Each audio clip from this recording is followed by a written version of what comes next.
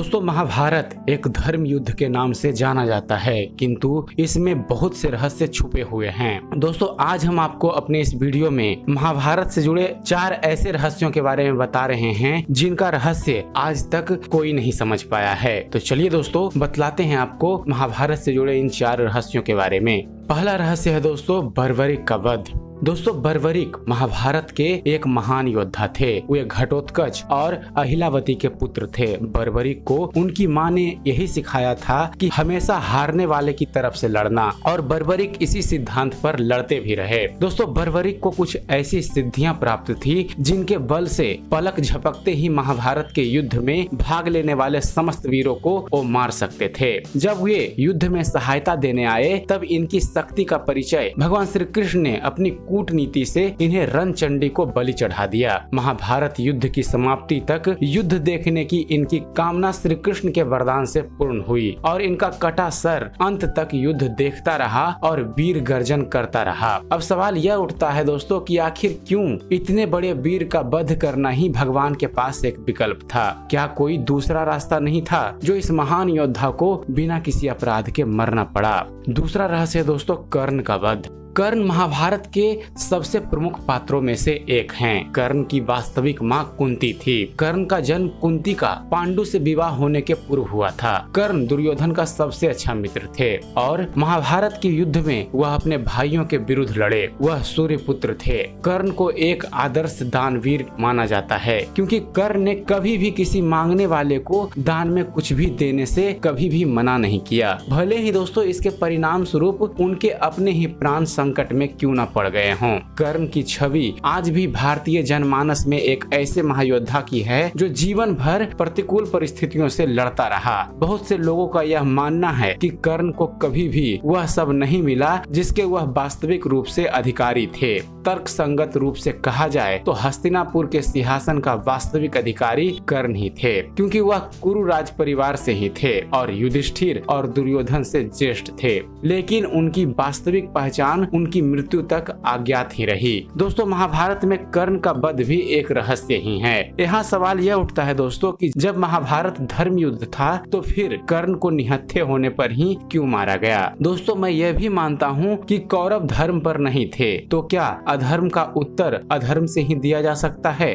तीसरा रहस्य है दोस्तों एकलव्य की गुरु दक्षिणा। दोस्तों एकलव्य महाभारत का एक पात्र हैं। वह हिरण्यधनु नामक निषाद के पुत्र थे। एकलव्य को अप्रतिम लगन के साथ स्वयं सीखी गई धनुर्विद्या और गुरु भक्ति के लिए जाना जाता है। पिता की मृत्यु के बाद वह श्रृंगवेर राज्य का शासक बने। अमात्य परिषद की मंत्रणा से उन्होंने न केवल अपने राज्य का संचालन किया बल्कि निषाद भीलों की एक सशक्त सेना और नौसेना गठित करके अपने राज्य की सीमाओं का विस्तार किया। महाभारत में वर्णित कथा के अनुसार दोस्तों एकलव्य धनुर्विद्या सीखने के उद्देश्य से द्रोणाचार्य के आश्रम गए, किंतु निषाद पुत्र होने के कारण द्रोणाचार्य ने उन्हें अपना शिष्य बनाना स्वीकार नहीं किया। निराश होकर एकलव्य वन चले गए। उन्होंने द्रोणाचार्य की एक मूर्ति बनाई और उस मूर्ति को गुरु मानकर धनुर्विद्या का अभ्यास करने लगे। एकाग्र चित्त से साधना करते हुए अल्पकाल में ही वह धनुर्विद्या में अत्यंत निपुण हो गए।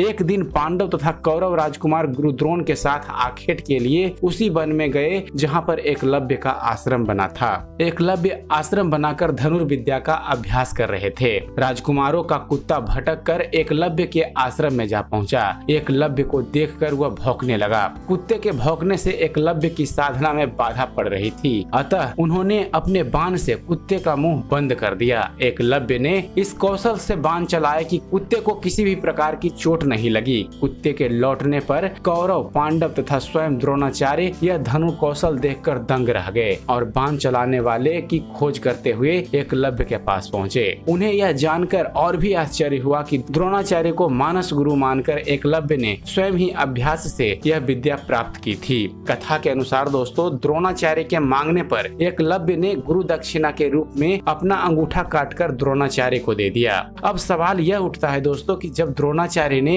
एकलव्य को शिक्षा देने से मना कर दिया था तब द्रोणाचार्य एकलव्य के गुरु कहां से हुए? इसके बावजूद उस महान धनुर्धर से गुरु दक्षिणा में अंगूठा मांग लिया। आखिर किस चीज का एकलव्य से द्रोणाचार्य को डर था? क्या वह उनके सिखाए हुए शिष्यों से ज्यादा निपुण थे या बात कुछ और थी?